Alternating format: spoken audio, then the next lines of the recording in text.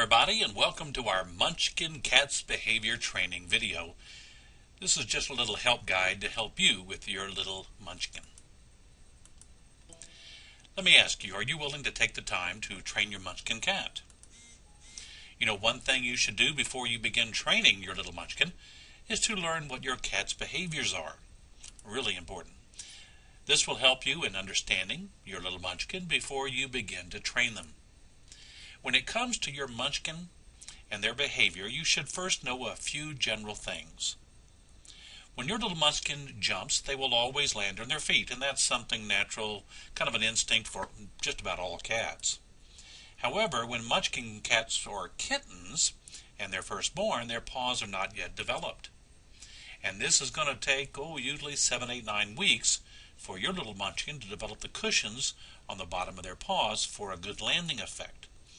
Munchkin cats are very flexible, usually more flexible than other pets due to their bone structure. Munchkin cats are quite unique in that they do not have a collarbone.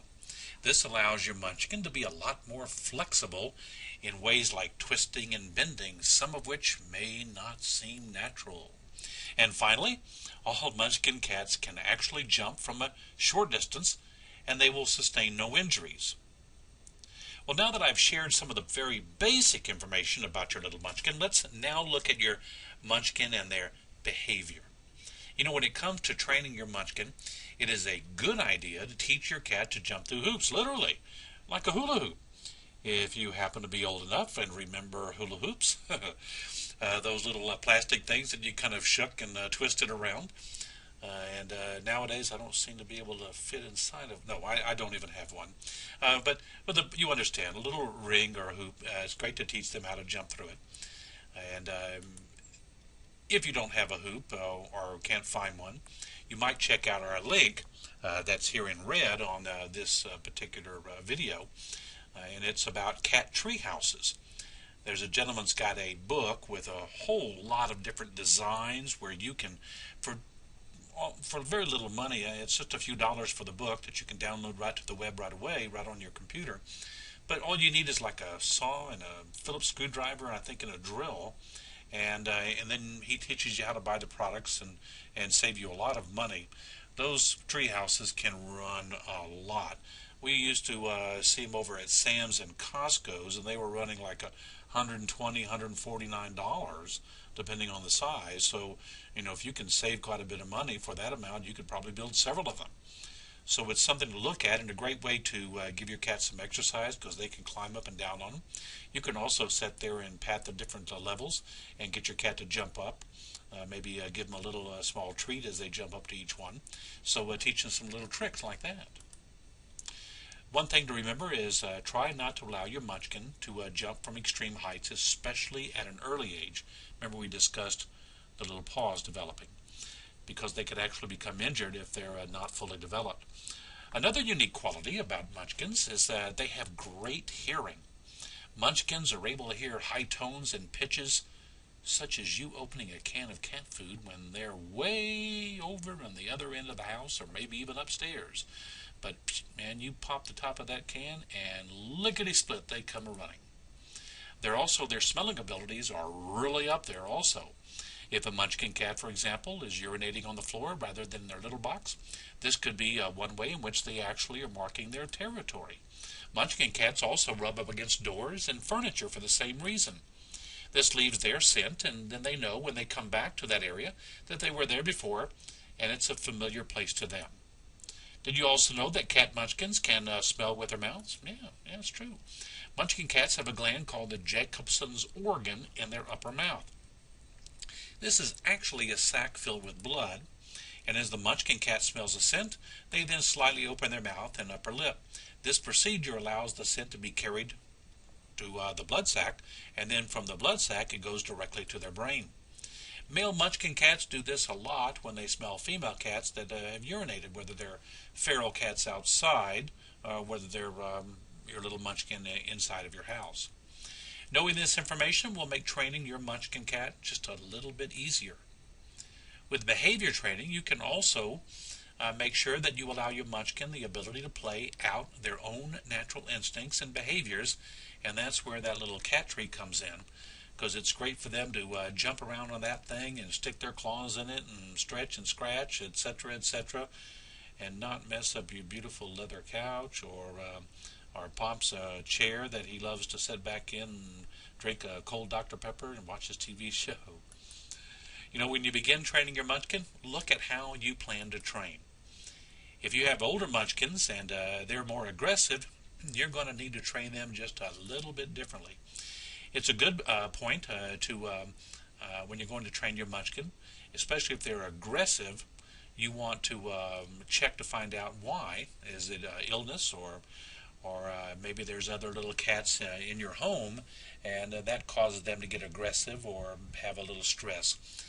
We have a little cat named Maxie, and she's not a Munchkin, but she gets stressed out when the outside cats that we have come around the back door and she can see them. She freaks out every single time.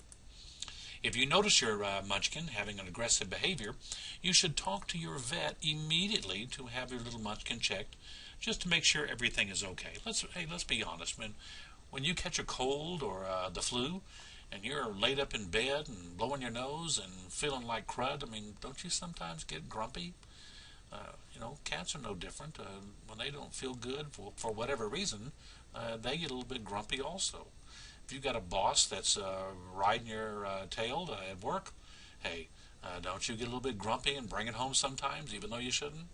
Cats are just like that. So let your vet know if you're going to be planning to train your cat, and make sure that your vet gives the okay to do so. You can also check with your pet supply store. There's a product there. We were over at PetSmart one day. Maxie was pulling out some of her hair. She's become allergic to cyanide, of all things. And we were trying to calm her down. Between that and I believe some of the cats outside wasn't getting to her. And there is a product that you can put in their water, and it'll calm a cat down a little bit if they feel kind of aggressive or wired. And I would suggest, maybe talking to your vet about it first and see what they say. You can also get it, I think, a little bit cheaper. If you're buying several products, you might get free shipping. You'd have to check. But there's a holistic link on our website, munchkincats.info. I might check them out. They carry that product also there. Before you begin to train, you've got to notice about your Munchkin if it's depressed or having anxiety issues. So this can be a sign of stress. Like I mentioned, our little cat, Maxie, she's stressed out all the time when she gets too close to the outside cats. Stress in Munchkins can be common. However, if you notice too much depression or anxiety, again, see your vet right away. Sometimes stress can be good for a little Munchkin, but just like human beings, too much stress is not a good thing. Your vet can help you with a list of helpful things to help your Munchkin overcome stress, as well as maybe prescribe some medications. Our vet cost more than my doctor visit, and so like $100 and something, $110, $20 a visit, plus the medication. So you might try that medication I told you about at the holistic link or at PetSmart. That will help calm them down. One thing you should never do is hit your Munchkin cat as a form of punishment if they do something wrong. Cats are not dogs. You don't tap your cat on the nose with aluminum plate or with rolled up newspaper. They'll freak out and they'll start hating you. It's only going to teach them to fear you, and if they fear, you'll lose control of your little Munchkin, and it could be forever. Should you ever need to punish your Munchkin, the first thing you need to do is the thing of telling them in a strong language, no. Our little Maxie jumps on the high furniture, and so I'll holler out when I see her. I'll say, Maxie, no, get down. That's the only words I ever say to her like that, and she'll look at me and she knows it's wrong, and she'll turn around and go, meow, and then she'll come down. She doesn't like it. She lets me know, but she does come down. So use a firm word like no and the cat's name, and you'll find that they'll learn pretty quick. You can also create a certain noise that when they hear that sound, they'll relate it to something, and they'll know to stop whatever the bad act is right away. Cats, If you ever get a chance to look up on the web, or if you're in college and you remember the story about Pavlov's dogs and how he would ring a bell every time he brought the food out, and the dogs would salivate when they heard the bell, and then he started ringing the bell and no food. Well, the dogs salivated anyway. So animals, just like humans, can be trained behaviorally through noises and sounds to react a certain way, so keep that in mind. If you notice that the behavior of your little munchkin has become impossible, or that you suddenly have to resort to actually baby-proofing your home, well, I've done that too, or you need to place lids on all the food, I've done that, your food and theirs, yeah, I've done that, be sure that the containers are clean and that your little munchkins are not allowed to play with them. I purchased about a 2-foot heavy gauge plastic, like a trash can, but it has a big snap-on top. We got it at the Container Store if they have one of those in your neighborhood. And my big tomcat that's in the house, Silver, he was trying to chew through the lid because he liked the food that was in there. So you got to watch them. They're clever little things. The key to training munchkins is at the very beginning when you first bring your cat home. This will allow you to begin taking control of unwanted behavior and nip all those bad behavior habits before they start and get out of hand. Just remember, all healthy munchkins need healthy relationships with their owners to be happy and content.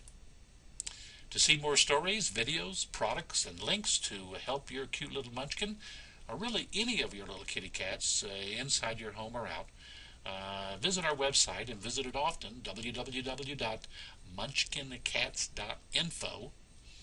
And we post several times a week. We have our post preset to go online. So if you would, take a look, and if there's anything you need to know, fill out a form and put a little comment on our website. We'll be more than happy to try to find an answer for you and let you know. In the meantime, enjoy your little munchkin. They're so much fun. Bye-bye now.